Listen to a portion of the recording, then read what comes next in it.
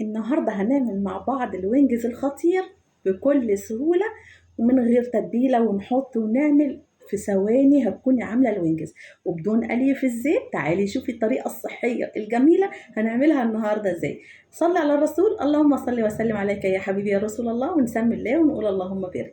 تعالي نشوف الحلاوة والجمال دي عملناها مع بعض ازاي. شايفة الحلاوة، شايفة الجمال، ولا تتاكل بقى ازاي واصولها تتاكل ازاي. نلف كده وبتطلع، بصي، طلع العظمة التانية خطيرة.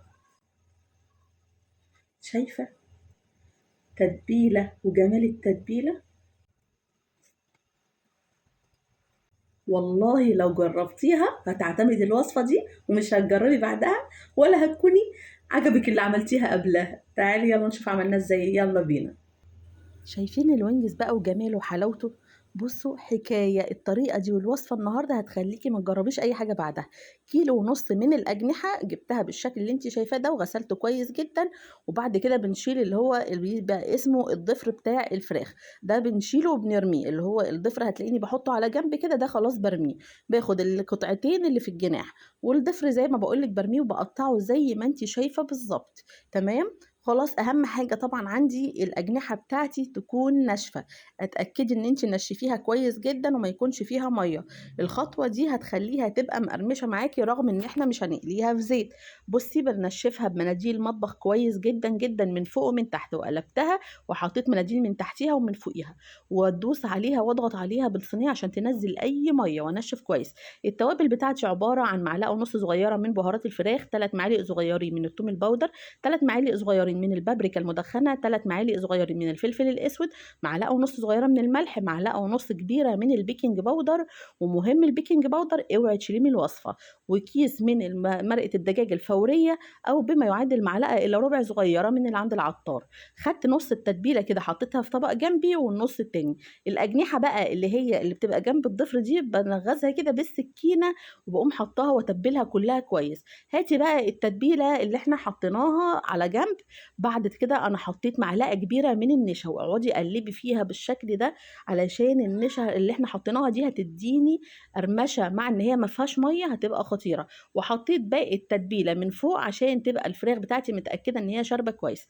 هاتي الصينيه بتاعتك حطي فيها شويه زيت حلوين، اتاكدي ان الصينيه فيها زيت حلو محترم. وخلي الفراخ بتاعتك الوينجز او الاجنحه تبقى بعيده مش لازقه في بعض. تمام، انا عايزاهم يبقوا بعاد زي بعض كده. وحطيهم بقى على الرف كده الوسطاني، هياخدوا حوالي 25 ل 30 دقيقه على حسب الفرن بتاعك. تمام. ممكن تطلعيهم بعد ربع ساعه وتقلبيهم وتدخليهم تاني، وشغلي الشوايه قبل ما تخرجيهم بثلاث دقايق بس او دقيقتين، وتكوني واقفه جنبيهم تاخدي الشكل الخرافي ده. معايا بقى كوبايه هي من الزبده، يعني حوالي ربع كوبايه من الزبده او نص كوبايه. تمام. هحطها في الميكرويف تسيح وارجع لكم تاني.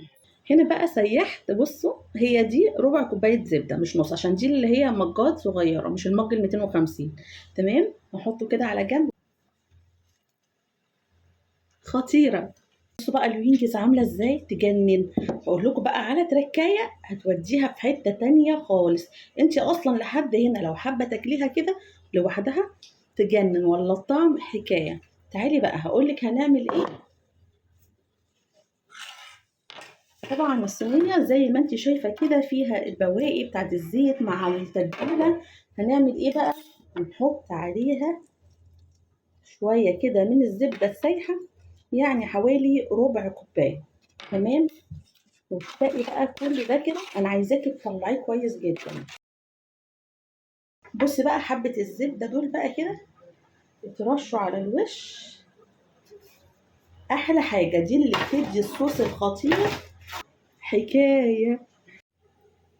شايفين بقى الجمال والحلاوه هنا كده بقى بعد ما خلصنا مع بعض الوينجز الخطيره بالشكل اللي انتوا شايفينها. طبعا بنقدم معاه الصوص بتاعه البافلو وينجز خطير حلو جدا. اتمنى الفيديو النهارده عجبكم، لايك وشير، واللي مش عندي يشترك ويفعل الجرس عشان كل جديد عندي يوصل لكم. اسيبكم مع الجمال ده واقول لكم سلام.